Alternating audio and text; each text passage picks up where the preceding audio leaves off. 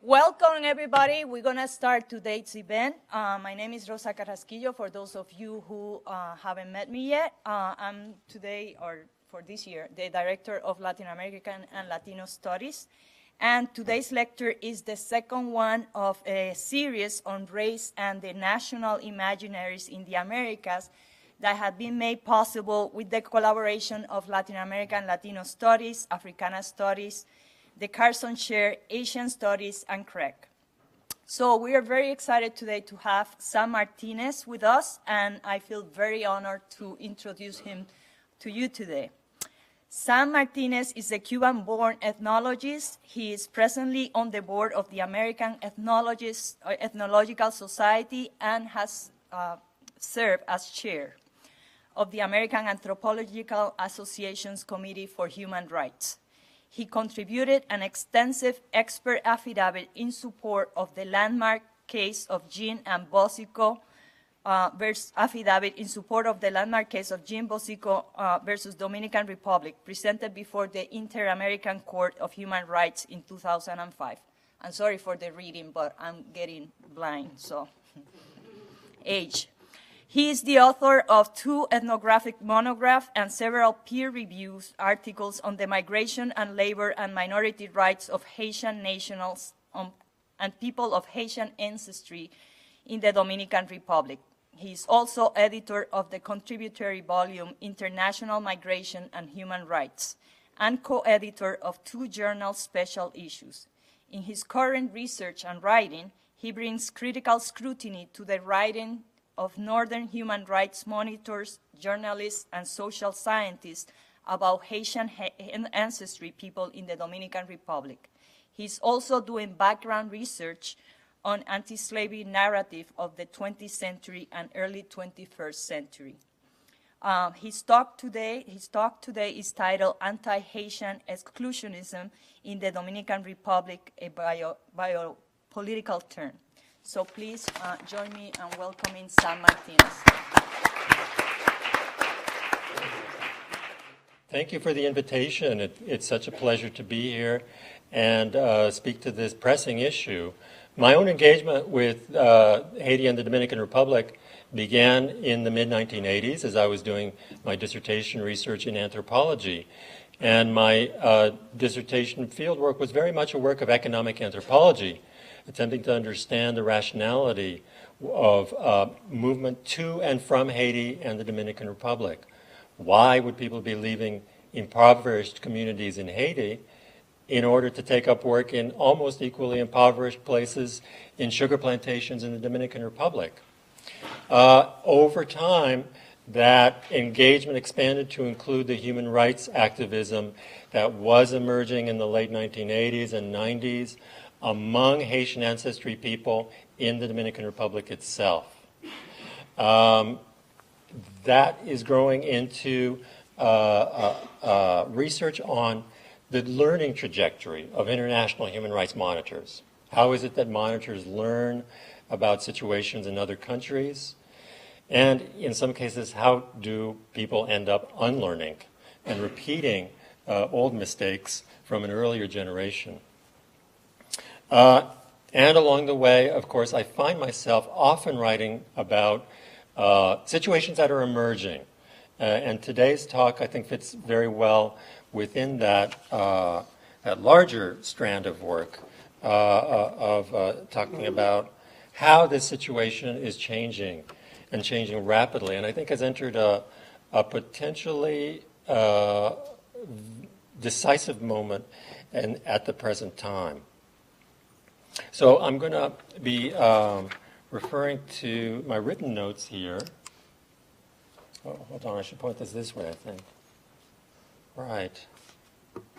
So on the 23rd of December, 2013, the highest court of the Dominican Republic, the Tribunal Constitucional, set off a wave of uncertainty and anguish among that country's Haitian ancestry immigrants and minority group members through its judgment on a case that had been brought before the court by a Haitian ancestry Dominican, Juliana de Guy Pierre. Degui's case challenged the constitutionality of a bureaucratic policy, widely known as the Resolución 1207, which orders Dominican civil registry officials to refuse to issue official documents to the Dominican-born offspring of non-citizens whose parents did not have official Dominican identity documents. The Dominican High Court held that the Junta Central Electoral, or Central Electoral Board, the agency that manages the Dominican civil registry system, was correct in refusing to issue Degui an official identity card. The court sustained that the determination of the Junta Central that Degui, who was born in the Dominican Republic in 1984 to Haitian parents, had been incorrectly registered at birth as a Dominican, had never rightly possessed Dominican citizenship, and may now be legally stripped of it. The High Court stipulated further that its ruling applied not just to Degui, but to all other children of foreign nationals in similar circumstances. It is uncertain how many Haitian descendants have had their Dominican citizenship thrown into doubt in this way, but estimates range into the 5 figures. The number whose Dominican citizenship potentially could be stripped is even higher if we accept the finding of a recent survey by the Dominican National Statistics Office that there are almost 250,000 offspring of foreign-born parents living in the Dominican Republic, 86% of whom are of Haitian ancestry. To understand the impact of the High Court's ruling of 23 September, it may be helpful to first unpack some of the social and historical background to the Resolución 1207. So I'm going to show you a series of images to show what is at stake. In the Dominican Republic, official copies of identity documents are required to be presented to carry out a range of legal functions, such as obtaining a passport, enrolling a child in school, or renewing one's national ID card, the cédula. The cédula is in turn routinely asked for a range of ordinary tasks, such as claiming a money order that has been sent from a person, a relative who's living overseas. The Resolución 1207, an edict issued in 2007 by the Junta Central, requires personnel both at local civil registry offices and in the central offices of the Junta to refuse to issue the cédula or give official copies of birth certificates or any other civil registry document to anyone who appears in their records as having been registered at birth by a parent who bore an identity document other than this official cédula. In the decades before the 1990s, unknown thousands of Dominican-born people of Haitian ancestry gained official citizenship when Haitian fathers registered their children's births using temporary identification cards that were largely issued to them by sugar companies, where they worked as harvest laborers. It is these Dominican-born Haitian people, Dominican-born people of Haitian ancestry, who are now being provisionally denied copies of their official documents when they request these from civil registry offices, and thus thrown into a kind of legal limbo. While awaiting investigation of their parents' immigration histories, the people who are thus affected are effectively stateless. Their citizenship is effectively revoked. Adding to the confusion around all this have been international media reports that have distorted the content and the meaning of what happened on September 23, 2013, by saying, for example, that a law was passed expelling all Haitian nationals from the Dominican Republic. At least 3 important errors of fact are often repeated by internet reporters. The first is that a law was passed when, in fact, a high court judgment was handed down on a bureaucratic rule. The sole basis in law for this court ruling is the Dominican Constitution of 1929 and the General Migration Law that was enacted by the Dominican Congress in 2004. The Constitution of 1929 provided an exception to the country's jus soli rule of citizenship for people whose parents had stopped in the Dominican Republic while in transit between two other countries. Starting around 1990, reports began to emerge that civil registry officials were denying Dominican-born people of Haitian ancestry birth certificates on the grounds that their parents were in transit at the time of their birth, even at times when their parents had lived for years or decades in the Dominican Republic. This seems arbitrary, but the General Migration Law of 2004 made it law, made it official. It made official that the interpretation of the in-transit clause of the Constitution applied to all people living in the country without legal residency permit. So all so-called illegal or undocumented immigrants were to be considered people in transit, and hence their Dominican-born children could be excluded from the birthright of Dominican citizenship. A second common error in the internet reporting is saying that it had been decided to expel all Haitians from the Dominican Republic. Admittedly, the Dominican High Court order is surprisingly broad in scope, and it gives very good reason for alarm in an already worrying situation. But the ruling does not necessarily foresee expanded deportations. In its September 23rd ruling, the court went beyond simply confirming the validity of the Resolución 1207 in denying Juliana Degui her identity documents. The court ordered other bodies of government, the National Police and Migration Authorities, the Junta Central, and the Dominican Congress, to carry out three massive tasks. The court firstly ordered the police and migration authorities to compile a list of everyone living in the country who does not have a legal residency permit. The court secondly tasked the Junta Central, the Central Electoral Board, that body that governs the system of civil registry, tasked the Junta Central to gather together a list of everyone whose birth had been registered to a parent using an identity document other than the legally issued cedula. This list is also to include people who have been fraudulently cedulized by being registered as the child of somebody who was not, in fact, their father or mother. All these people are to be stripped of Dominican citizenship as long as their ancestry can be traced to an immigrant who did not have official legal residency permission at the time that they were born. Lastly, the court ordered the Congress to devise legislation aimed at providing a path to legal residency for both out-of-status immigrants and all those Dominican-born people who are to be stripped of their Dominican citizenship following forensic analysis of their birth certificates by the Junta Central.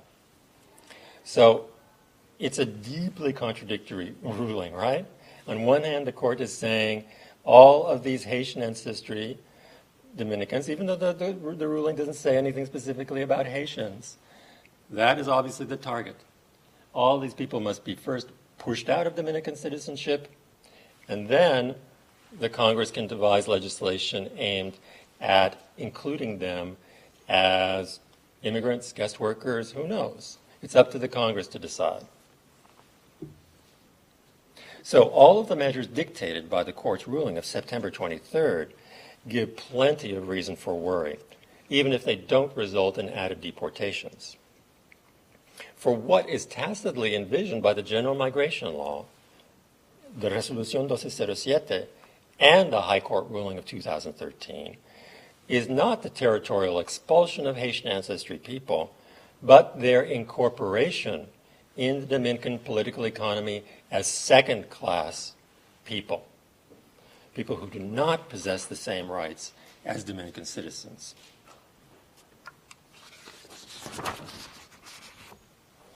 We could call them the un-Dominicans. Most chilling, then, is not the number of old-style excesos, right? Excesses to which this legal and bureaucratically enforced exclusionism will no doubt give rise.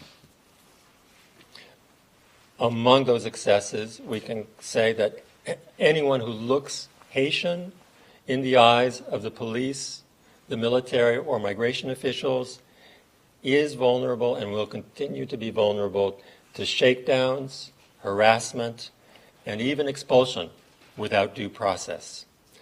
These are all abuses that have occurred at an increased level since the first Leonel Fernandez government took power in 1997. Arguably more chilling still, however, is the effect on Haitian ancestry people who had, until recent years, felt secure in their Dominican citizenship. They now face a totally insecure future, nothing of which they could have foreseen before the enactment, the promulgation of the Resolución 1207.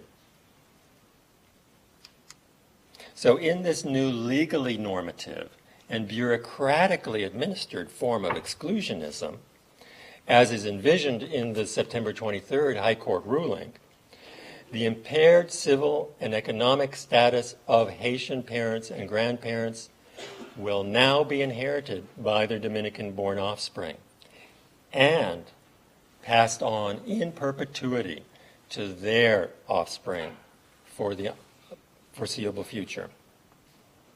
Haitian descendants' opportunities to escape from poverty are being systematically walled off, not by barbed wire fences or guards toting firearms, but by identity documents, computerized databases, and institutional gatekeepers. The scariest prospect then may not be deportation, but the creation of a class of un-Dominicans, people who are relegated to second-class status, being Dominican, but being denied Dominican citizenship.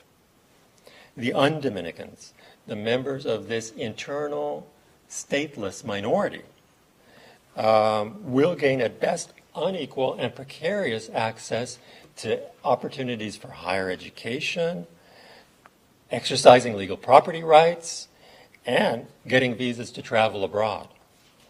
The channels through which Dominicans in the millions aspire to achieve upward social mobility.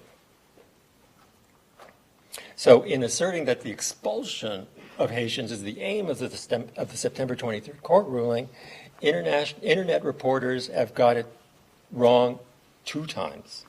First, the unstated targets of the court ruling and the Resolución 1207 that came before it are not Haitian nationals, but Dominicans of Haitian ancestry.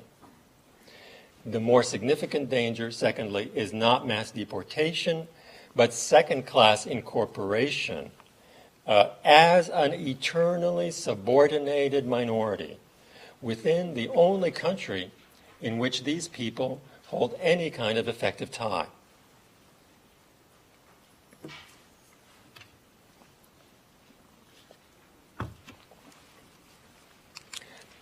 My main contention then is that there is something new and potentially more dangerous about the ways in which an old anti-Haitian agenda is being clothed in the garb of legal norms and bureaucratic data management.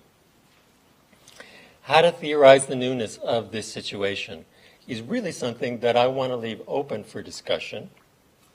I think it may not be too much to characterize these recent developments in anti-Haitian exclusionism as a biopolitical turn.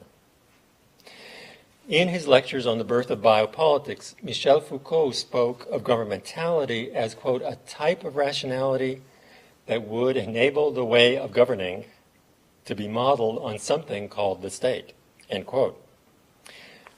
What the heck does that mean? Foucault is, in a sense, asking us to think about the state anew, to think about the state from scratch, and to wonder what questions are made possible if, instead of assuming that the state exists, we see the state instead as a project, an aspiration of various state agents. Hence, for Foucault, governmental rationality places itself between a state presented as given and a state presented as having to be constructed and built. Turning to the 23rd September ruling, it seems appropriate to ask whether it is not in an aspirational mode that the Dominican Tribunal Constitucional wrote its Degui ruling. In other words, is this ruling a command for existing state capabilities to be exercised? Or is it a vision for enhanced intelligence, policing, and legal technologies to be brought into existence as a condition for the Dominican state to function more as a state should? More concretely, I'm sure I'm not the only one who's left wondering just what state the Dominican High Court thought it was writing about. What state does it have in mind? Switzerland, perhaps? Orders like this are really less a command than a kind of fantasy about the power that technology may have to govern a population. The fantasy of a government-commanded personal information collection network that can somehow be brought to girdle the Dominican Republic like a fishing net. So it may be that the Dominican High Court is asking for the impossible. But impossible though their sentencia, their verdict may be, it will have effects on people's lives. Similarly, Foucault's aim was not just to understand the ideas behind liberal democratic states, but to gauge the effects of those ideas in political realities. What may mark recent trends in anti-Haitianism as biopolitical in the Foucaultian sense is that control is to be exercised less and less over time through rude force and constant surveillance, and more through the administration of population as a mass, with additional responsibilities being thrown onto each individual within that population to prove his or her worthiness to belong as a citizen and to claim entitlements from the state. So a major difference between the anti-Haitian exclusionism of old, that preceding the 1990s, for example, is that the new legal and information technologies do not confine Haitians visibly behind barbed wire fences, but deter them invisibly from accumulating human capital and economic credentials, such as the international travel visas and university degrees that are needed to aspire to middle-class status.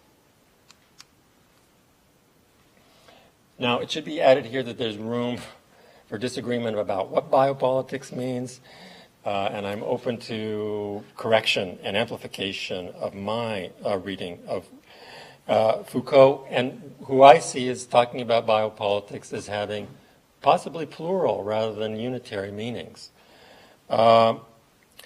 It's even more clear that all the meanings that you might attribute to biopolitics, as seen on this slide, do not apply equally well to the realities on the ground in the Dominican Republic today.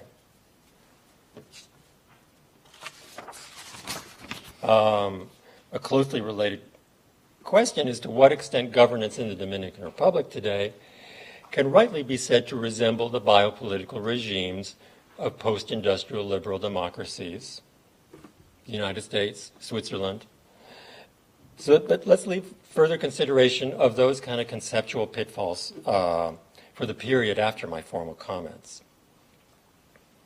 To quote again from Foucault's lectures on biopolitics, one aim of liberal governmentality is forging each subject, each person, into an autonomous entrepreneur of himself, being for himself his own capital, I'm quoting from Foucault here, being for himself his own producer, being for himself the source of his earnings, end quote.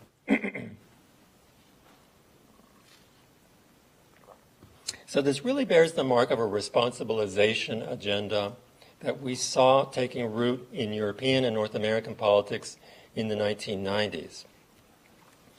As Subhash Katil, co-founder of the immigrant rights group Families for Freedom, said about the bad human rights example set by the United States post 9/11, I quote, "Really bad ideas from the United States get even scarier when they are exported to other countries," end quote. Welfare and immigration reforms in the advanced liberal democracies find an echo in the Dominican High Court's project of exercising control over millions by creating a requirement for each individual to credentialize himself civically and economically as a condition for full political inclusion.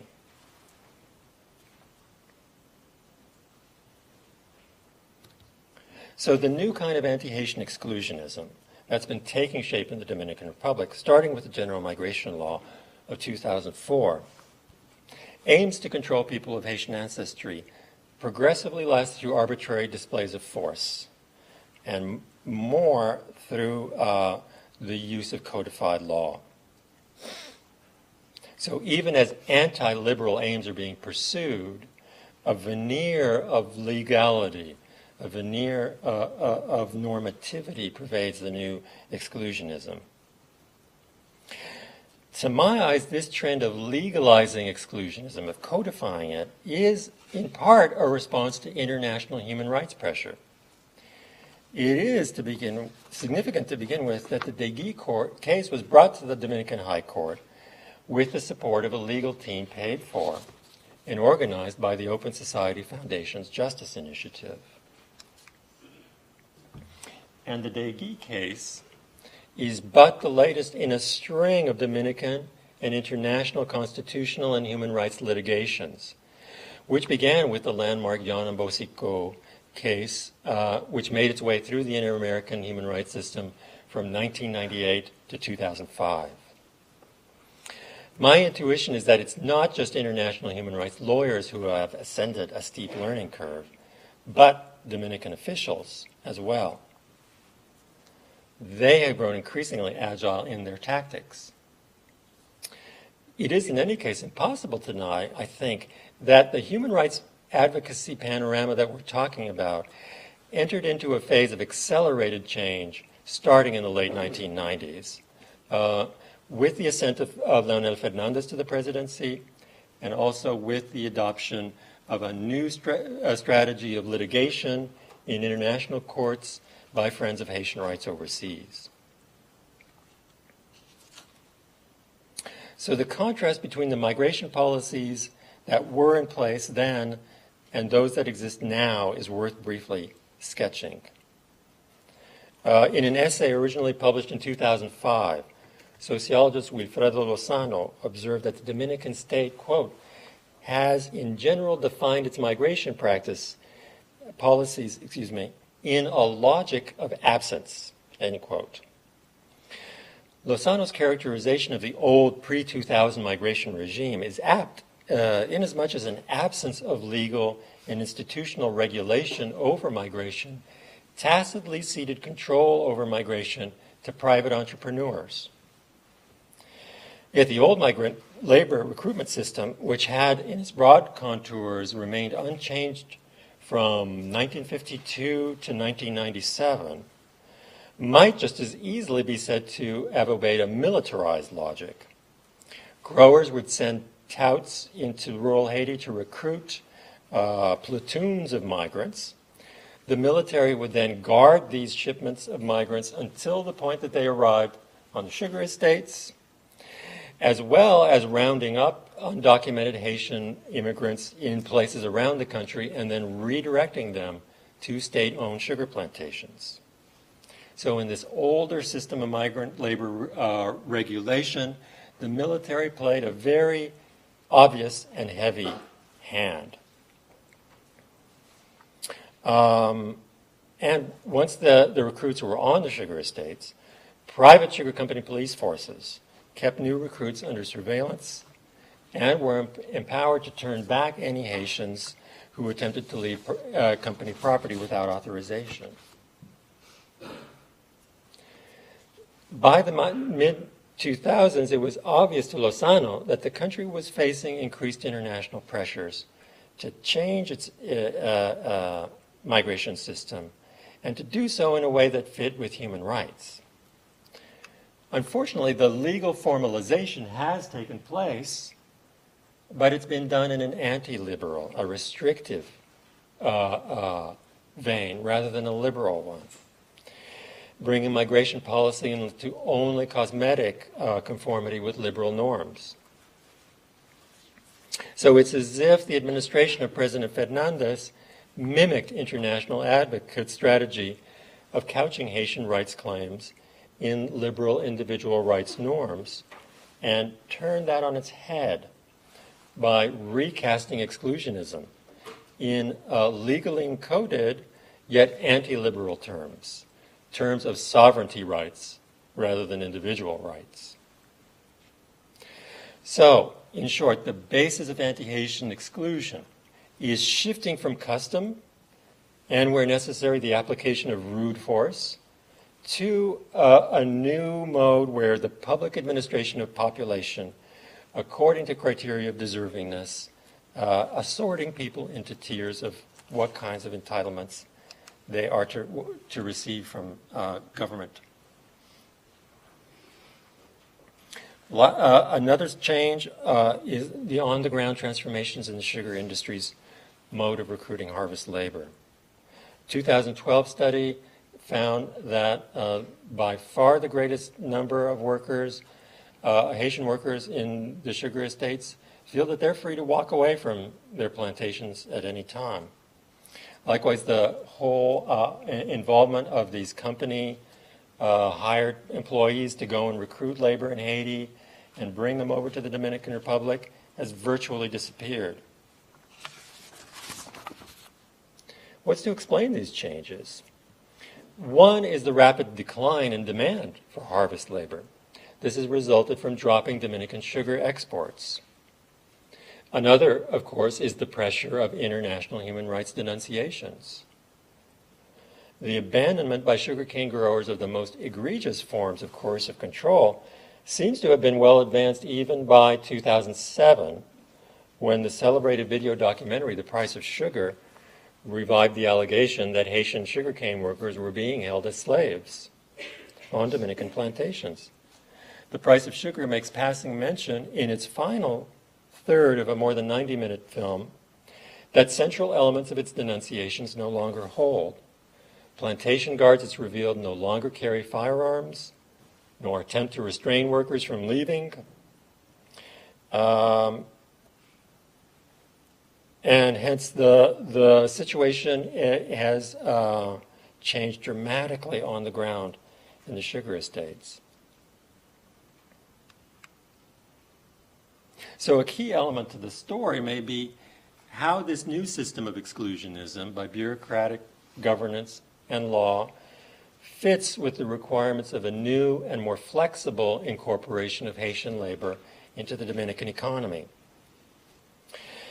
The aim, you could speculate, is to couple the political turn, the political agenda of containing the social mobility of Haitian workers, keeping them in a situation of subordination, with a de-restriction of their geographical mobility. So permitted to move from one dead-end job to another, but not permitted to gain the educational and other credentials that would be needed for them to escape those dead-end jobs.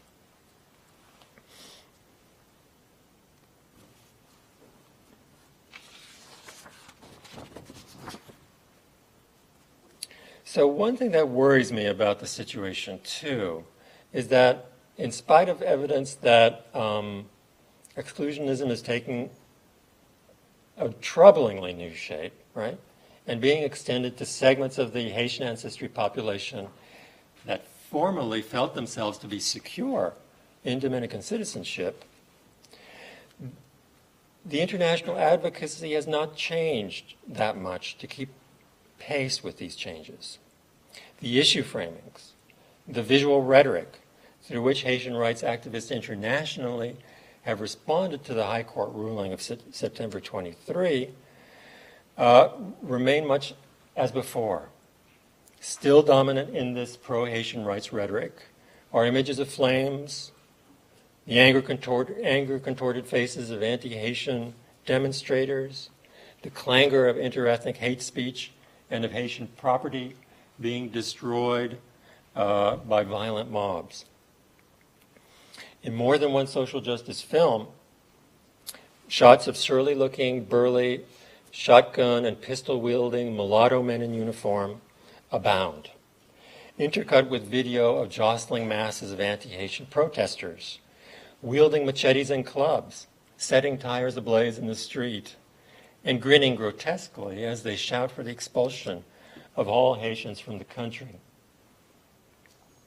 For example, one sequence from The Price of Sugar incorporates video of an anti-Haitian riot that occurred in 2005 in Pueblo Nuevo, Mao, close to the Haitian border in northwestern Dominican Republic.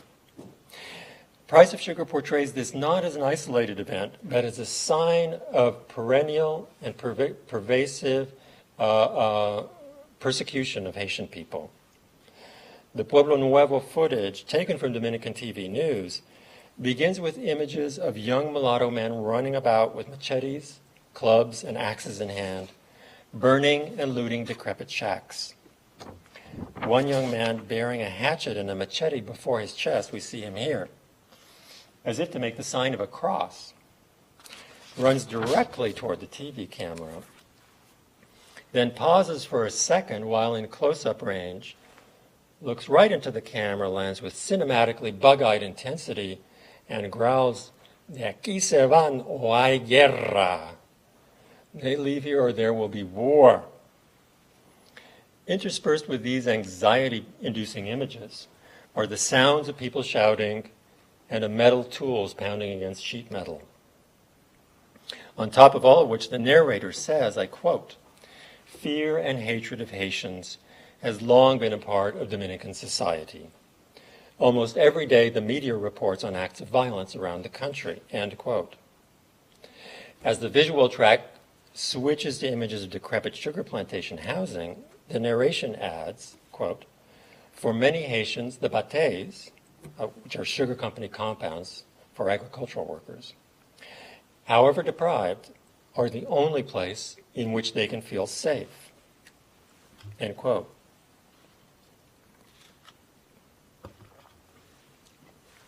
Now, shock imagery is, of course, an enduring staple of social justice reportage. So it may be that what I'm talking about is merely a technique of audience appeal, and I'm confusing it with the content of the reportage.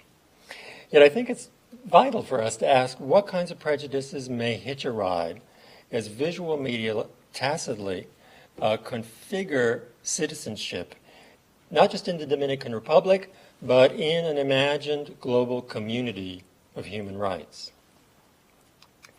Seen through the long lens of history, images of fire and sweaty street protesters reproduce a national stereotype that I call the demonic Dominican, who is purportedly consumed with hatred for Haiti and all things Haitian.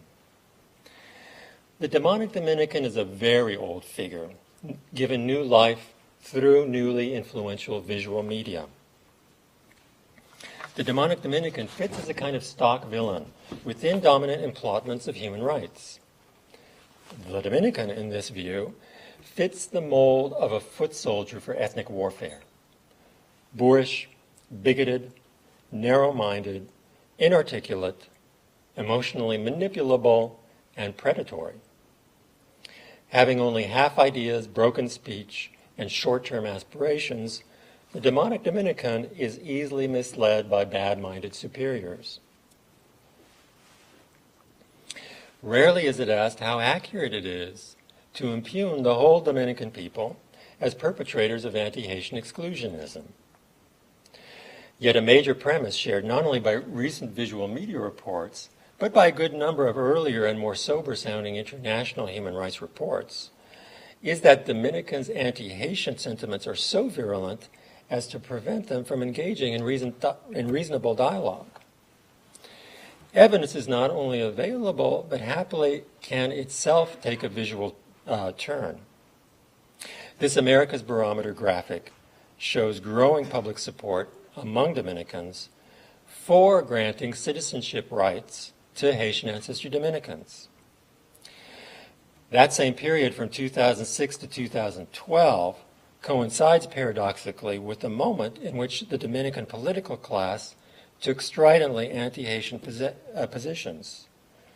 This graph gives evidence of an opposite, pro-Haitian trend in Dominican public opinion, in the growing percentage of respondents who agree when asked, and this is what the question on the left of the graph translates to in English, asked whether the children born in the Dominican Republic of Haitian immigrants should be Dominican citizens.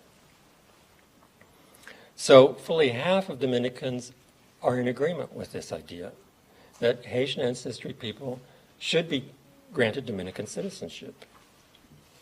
So it's particularly questionable in my eyes that there are a pair of assumptions that go along with this idea of the demonic Dominican. It's assumed that the problem is primitive hatred, and that the solution lay in modern technologies of law and information dissemination. Unfortunately, I see signs of the opposite dynamic, in which law and advanced technologies of information processing are playing a troubling, oppressive role. Recent events in the Dominican Republic may show the modernity of prejudice rather than its primitivism. Advances in the rule of law and press freedoms have gone hand in hand with rising anti-Haitian exclusionism, and discrimination has been recast in forms that are more bureaucratically efficient and more in keeping with democratic procedural rules. The gap between Haitian-friendly trends in public opinion, however, and political postures, which have moved the other way toward more stridently anti-Haitian stances, also raise questions about activist strategies. If more than half the Dominicans polled are already persuaded that Dominican-born people of Haitian ancestry deserve Dominican citizenship, then more efforts should be made to persuade more Dominicans of the rightness of the Haitian rights agenda. As a complement to existing strategic litigation, there may be public opinion ground to be gained through the filming and dissemination via the World Wide Web, through Dominican broadcast media, of video reports featuring personal narratives of Haitian ancestry Dominicans whose lives have been disrupted and whose dreams have been quashed by de facto statelessness. We have an example of this in an Al Jazeera English report, very nicely done, featuring the case of Emilio Bueno Oguis, whom the Dominican authorities refused to grant his birth certificate, which he needed in order to obtain a visa from the United States consulate in order to join his American wife in the United States. So, and I'm going to skip the video because we should be wrapping up sooner rather than later. The essential thing is that Bueno's story encapsulates values, aspirations, with which all Dominicans can identify. By contrast, hearing that litigation has been initiated on Bueno's behalf in the Inter-American Court of Human Rights, where it is, he has a case at the Inter-American Court, is meaningless to Dominicans, other perhaps than to confirm that human rights is this thing that is going to be imposed from outside the country, right? Rather than being a cause that Dominicans themselves must militate for themselves. The important thing, though, is, as Michael Ignatieff reminds us, quote, moral distance is only abolished through a persuasive story. If Dominicans are to be drawn to feel emotional proximity with their Haitian ancestry co-citizens, it has to be through hearing their stories. Regrettably, the strategic lead in the use of media seems to have been gained by the Dominican government. A sign that Dominican officials may be learning to play visual media as adroitly as their international human rights adversaries may be read into the media coup that was struck by the Dominican delegation at the Inter-American Court in relation to the October 2013 testimony of William Medina Ferreras, a plaintiff in another case that's making its way through the Inter-American Court. Medina, who speaks Spanish with a Haitian accent, grew defensive after being asked by a Dominican representative what was his birthplace and nationality and what were the names and places of residence of his closest biological kin. Asked if he carried Dominican identity papers, he answered, my translation, quote, I am Dominican. I have to have Dominican documents, ma'am, excuse me. A Haitian has Haitian documents, but I have to have Dominican documents, end quote. The Dominican delegation then ran a video-recorded interview in court with the siblings of William Medina, who disclaimed any knowledge of him at all, but recognized his photo as that of a Haitian man named Wilnet, whom they once knew from their neighborhood. Now, it remains unknown whether the video will actually be accepted by the court as evidence. But Medina's credibility seems to have been undermined in the eyes of the Dominican people who saw this broadcast. And it fits with a widespread narrative being peddled by xenophobic elements in the media and among right-wing Dominican opinion shapers about Haitians taking up residence in the Dominican Republic in order to steal Dominicans' identities and claim resources that really don't belong to them. So, in concluding, let me reiterate that one of the most destructive effects of today's anti-Haitian exclusionism is that it reaches farther into society than the informal exclusionism of old. The first ones to be harmed by the Resolución 1207 have been mostly young adults who have been secure in their Dominican citizenship, being carriers of authentic, officially issued cédulas.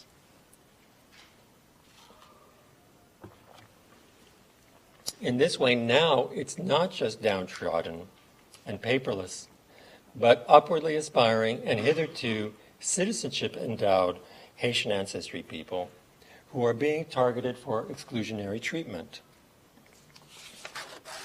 It is as if the border that their ancestors crossed generations ago has doubled back in legal forensic form and crossed them. That legal forensic technology points to a second way in which the modernity of prejudice may be on display, as well as its primitivism. Identity stripping is a practice of law and computerized data storage, sharing, and retrieval technology. Where once Haitian descendants suffered arbitrary discrimination lacking any clear basis in law, today anti-Haitian exclusionism has entered a new frontier of legally codified policy and is increasingly enforced rigidly and technologically. Even the updated logo of the Junta Central Electoral seems to augur a commitment to securitizing official biopolitics. The Junta Central, whose main function was once guaranteeing the electoral process, is aggressively staking a claim to be a biometric guarantor of national security. Technology is envisioned as the next bulwark against long-feared Haitianization. Ongoing processes of digitizing basic civil status documents, weeding the registry of irregularly cedulized individuals, and introducing a new secure cedula bearing its holders' unique biometric data are all high-profile projects which hold forth hope to xenophobes that a virtual biopolitical wall may be built and soon achieve a higher level of exclusion than heavy-handed policing ever could. So finally, the agents of exclusion are not the shotgun-wielding men on horseback, whom documentary filmmakers and photojournalists seem never to tire of parading before Western eyes, but bureaucrats ensconced in cubicles hidden from public view. All these changes fit hand in glove with transformations in the Dominican political economy of the last 20 years of neoliberal reform. Haitian descendants now confront a developing regime of socioeconomic containment in which any can walk away from a sugar plantation as easily as they walk onto one, but few can escape the shadow of the law and the bureaucracy. Thanks for your attention.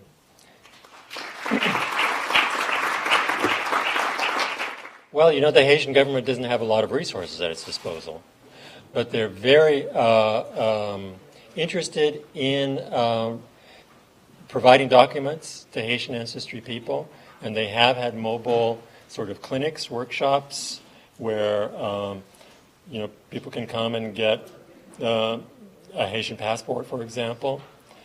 And it's ambivalent, right? And from my point of view, because I read a media report, for example, about a woman born in the Dominican Republic who was very happy for the first time to be bearing an official identity document, her passport from Haiti.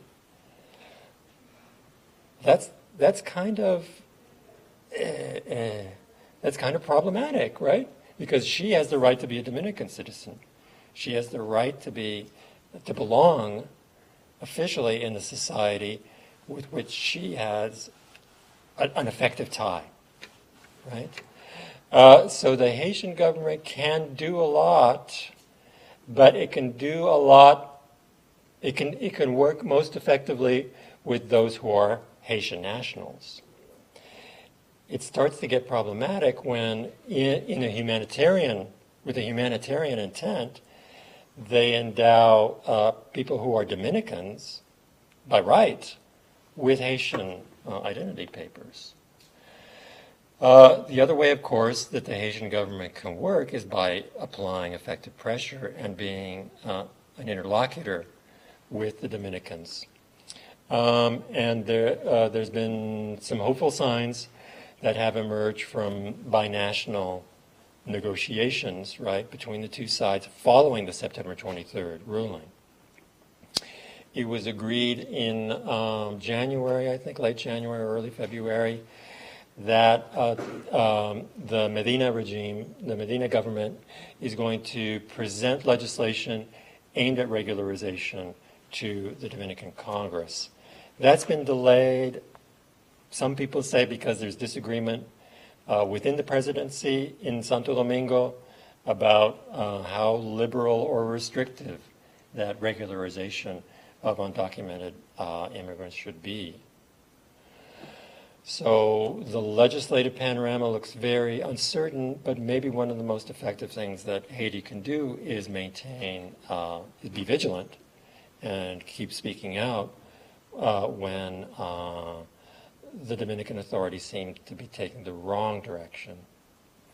The upside, the sunny fringe around this cloud, if you will, is that the September 23rd ruling precipitated such indignation and outrage that I think it's gained Haitian rights and friends, again, internationally, and maybe activated the Haitian authorities in particular in ways where they've not maintained continuous involvement on the part of Haitian ancestry people and Haitian nationals in the Dominican Republic.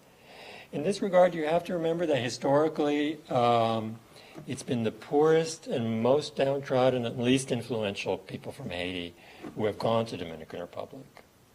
So they don't have a political lobby, if you will, in the way that Department does, in the United States. People who live, the Haitians who live in the United States, who've achieved upward mobility, college credentials, skills, and political, to bring political pressure to bear in ways that are going to work for people who are living a transnational lifestyle between the United States, Canada, Europe, and Haiti.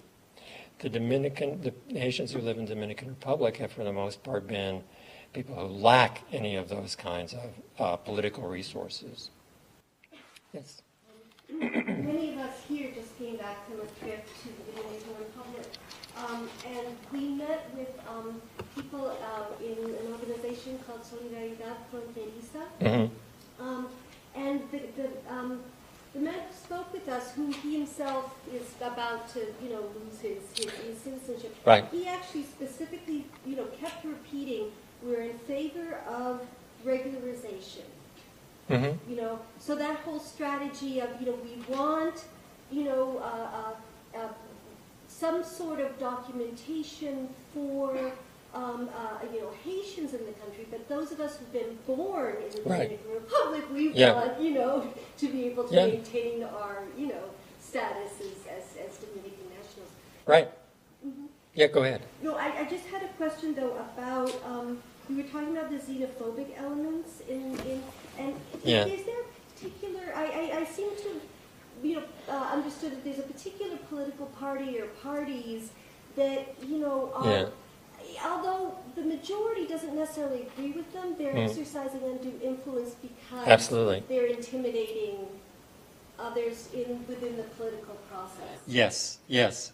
There is what Carlos Ore, a sociologist who's been involved not just in the study of Haitian rights issues, but in the PLD government itself, called a political terror surrounding migration, so that anybody who might have, in an earlier time, spoken out in favor of Haitian rights, of the justice of giving people who have contributed to the wealth of the country with their sweat and labor and terrible, struggle for years, giving them at least the assurance of being able to stay, and their children the assurance of being able to achieve a higher education.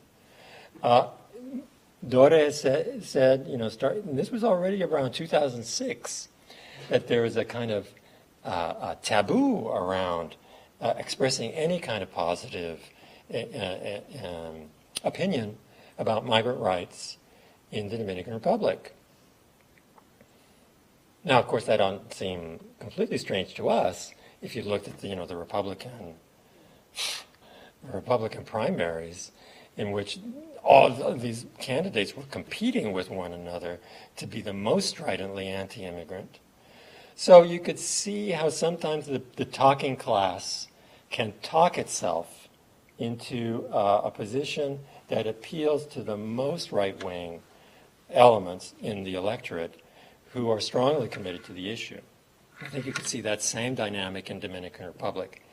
People who are against the Haitian presence feel it very strongly, even if they're only a minority, right?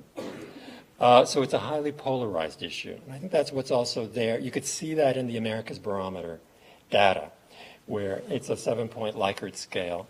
And people who strongly agree with Haitian rights are 25% or so. People who strongly disagree are more or less the same. And it kind of has a trough in the middle about people who are wishy-washy meh about the thing. So it is an issue that evokes strong passions. The other thing is that there is a right-wing party, right, the Frente Nacionalista, that has been a part of the governing coalition with the PLD, a left-wing party, in some sort of British Labour Party left-wing type of space. Ever since Fernandez first became president in 1996. So this has been an enduring coalition. And to a degree, I think you have to read what's going on as a way of placating that extreme right wing in the governing coalition. So there are politics of the most narrow, right? And almost quid pro quo type of politics that are going on. Yeah, it's complicated. So there's nothing that says, okay, that this media approach that I have suggested might reach the hearts of more Dominicans, even if it does reach the hearts of more Dominicans. And we get to 60, 70% approval of rights for Haitian ancestry people to have Dominican citizenship. Will that necessarily translate into the political capital that you need, the traction that you need? It's very mysterious. But I think that, strangely enough, maybe the third element is the example that the United States is giving. As long as there's no movement in the United States toward granting a sensible accommodation of long-term out-of-status immigrants, the Dominicans can always say, who are you to judge us, right? You send us back 20,000 deportees a year. We have great difficulties reincorporating those people in our society. So don't judge us, And I think, there's also the emulation effect that, especially this government, especially the PLD, is into all things a la norteamericana. They want to do things in a frame of legal normativity in a way that earns them a place at an imaginary table of international managerial elites, right? That they can talk and see eye to eye with leaders of any country anywhere around the world. And surely, Leonel Fernandez, two-time president of the Dominican Republic, his personal investment and prestige is very linked to the international arena. That through his Global Foundation for Democracy and Development, for example, he gains a great deal of gratification, I think, at the purely personal level as well as prestige politically, from meeting with leaders of states all over the world and presenting the Dominican Republic as a modernizing, dynamic, democratic state. So it's terribly confusing. I wish, we had a better insight into how the politics of it all works. And I think that there's room for research there, definitely. There would be no fuss about Haitians if they were blonde and blue-eyed, would there? I mean, it's fundamental. How did they get away with denying it? Partly the old Hispano-Caribbean way, by saying that anybody who talks about racism is him or herself hostile to the Dominican society, is an estranged, disaffected Dominican, a flawed Dominican, right? Because any Dominican knows that racism is inimical to the Dominican character. And we all know it to be false, but, it's deeply ingrained in the national identity, I think. So, international monitors have called the Dominican state on its racism, but come up with some fairly lame suggestions like, giving civil registry officials courses on, like raising their consciousness level or something. Those are just gringadas from my point of view. It does not fit with I guess in a way I'm struggling to say that Dominicans are just as racist as North Americans. But they are racist in maybe a slightly different way than the North American variety of racism is.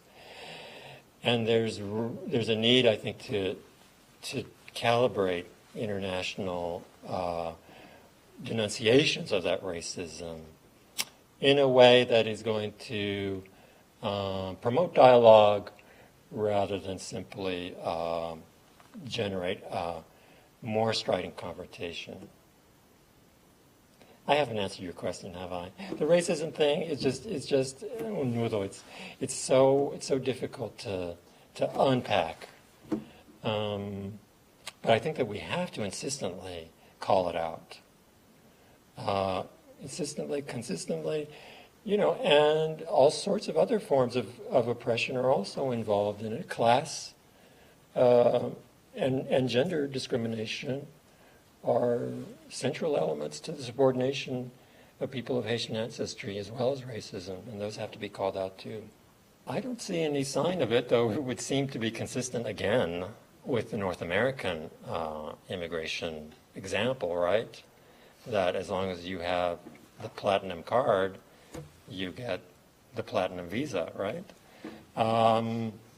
So it wouldn't surprise me if that kind of an out is in there. More generally, though, it has been, there are tens of thousands, if not more, Dominicans of Haitian ancestry who basically assimilated into the Dominican mainstream, gotten university degrees, moved up the ladder economically, moved to neighborhoods where, the people don't know that they're of Haitian ancestry and they're able to blend. But now it's those people who, in a visit to a civil registry office, they think they're simply going to pick up their ID card, or get a passport, and then they're told that somebody behind it, the taquilla, what do you call it?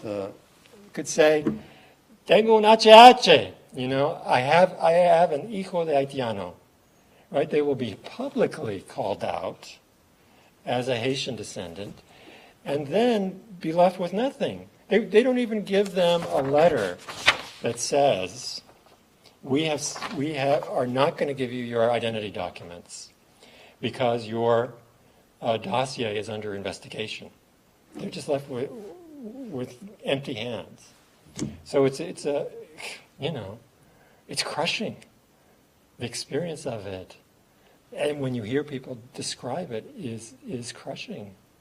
And then leaving and walking out on the street and thinking, what happened? Yesterday I was a Dominican. Now I don't know what.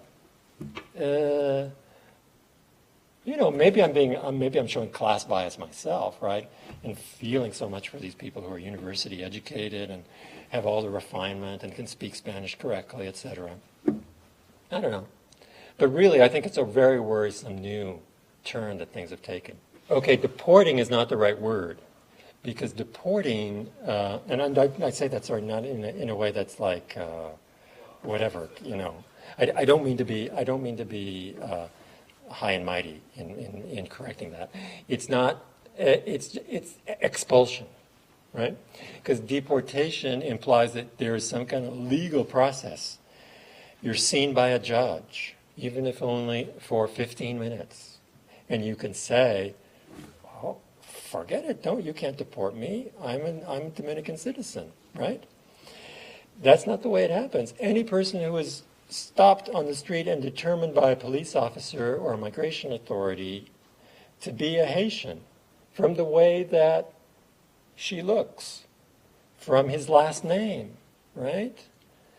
It is going to be herded up, held, in a jail, and within possibly 24 hours, find him or herself in Haiti. Right? There is no legal process, and this is the other front of litigation in the international system. There's a mass expulsions case that's in the Inter-American Court right now, holding Dominican Republic to account for expelling people without any kind of due process protections. So this goes on all the time. And it has gone on at an increased level since 1997. So it seems to be a kind of give and take kind of situation. In 1997, the Fernandez government, in one of its first acts, suspended military involvement in roundups of undocumented workers who in earlier years would be then taken straight to sugar plantations. not expelled, but taken to sugar plantations and expected to work there. The Fernandez government suspended that, but the take that they introduced, in parallel with that, was to increase the number of people who were expelled to Haiti every year. So tens of thousands are expelled every year. I'm not sure if there's a good study of how many of them just turn around and go back to Dominican Republic, because you can well imagine that for many, everything is in the Dominican Republic. Employment, housing, family, religious congregations, everything is in Dominican Republic. And for some of them, they've never even set foot before in Haiti. They're Haitian only in appearance or in name, and are actually Dominican citizens who end up getting expelled to Haiti. So it's a really deeply troubling situation as far as these expulsions go. And the other side of it too is that the expulsions are kind of a political football. So if things for some reason are going badly for the government, they feel unable to respond to popular claims for better electrical service or keeping gas prices low. Then it's discovered that there are Haitians who are panhandling on street corners in Santo Domingo or Santiago. There's roundups that take place, and then we have mass expulsions. Hundreds of people who get sent to Haiti. Again, some of them for the first time ever. Some are sent back to Haiti. They're actually Haitian nationals. Others are Dominicans of Haitian ancestry. So, it's an extremely troubling thing, first because of the total illegality and unacceptability of the way that it's done. And second, it's that it just forms a part of this political football in Dominican Republic. I mean, the only hope, a cynic might say that the only hope is that Haitians are too good of a chivo expiatorio, right? A scapegoat ever to get rid of completely in the Dominican Republic, because that's the ultimate thing that any Dominican government can. The last football that can be thrown into play is the Haitian peril, and we're going to respond to that. The people who are in power now are on. They're kind of centrist, right? Wouldn't you say that the PLD is a centrist party? PRD is maybe a little bit more populist, more mass-based, but the PLD has its roots in a very left-wing.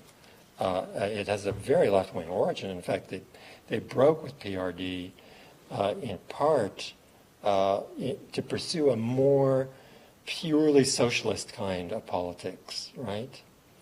And then over time, as many labor-style parties did in the 70s and 80s, it basically became a kind of centrist British Labour or U.S. Democrat type of orientation. So they're not the most right-wing. But the problem is that they have these friends who helped them get elected, who helped Fernandez get elected to the presidency in 1996, and they can't get rid of them. They're stuck with this very right-wing, nationalist, xenophobic party. So it's a union of both centrist and stridently nationalist people in government since that time, except for 4 years when we had the PRD, the white colored the party, whatever their symbol is white. And the PLD symbol is purple. And you see these things all over the place in Dominican Republic, the posters for political parties and whatnot. So, it's hard to to have a lot of confidence in the legislative process in Dominican Republic, I gotta admit. But this may be the only way out of a situation where there's this increasingly rigid and exclusionary interpretation of the law. So there are countries like Switzerland that will never permit its guest workers to become Swiss, right? Or, I guess in Switzerland it's very decentralized. You have to get your neighbors to vote for you to become a citizen if you're not a Swiss citizen. And then it goes up from there. How does it work? Switzerland does everything a little differently. But, you know, it's right. They can point to other advanced liberal democracies and say they treat their immigrants pretty shabbily, don't they? So, well, you know, what are you asking of us? We're a poor country. All of a sudden they're a poor country when they're being compared in their capacity to manage immigration. Right. So again, it's complicated, but I think we see an international dimension to so many of the different aspects of these changes. And I think it's that international involvement that has thrown the Haitian rights situation into this phase of accelerated change since the 1990s. And really, maybe it's not coincidence that it's in the 1990s that you start to see the United States ramping up its border controls and increasing the bureaucratic obstacles to people immigrating to the United States. Then other states start to emulate the U.S. example, and it becomes a ripple effect whereby all of a sudden a restrictionist immigration policy seems to be the way to go in adapting to a more global economy, where all sorts of factors of production are moving freely, right? Ideas, capital, goods are all moving freely across borders as never before.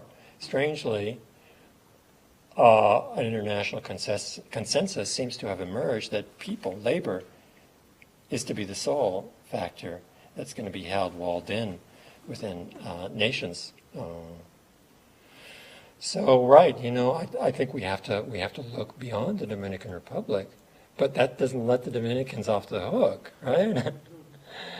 And I think another way of looking beyond the Dominican Republic is through the prism of the idea of statelessness, right?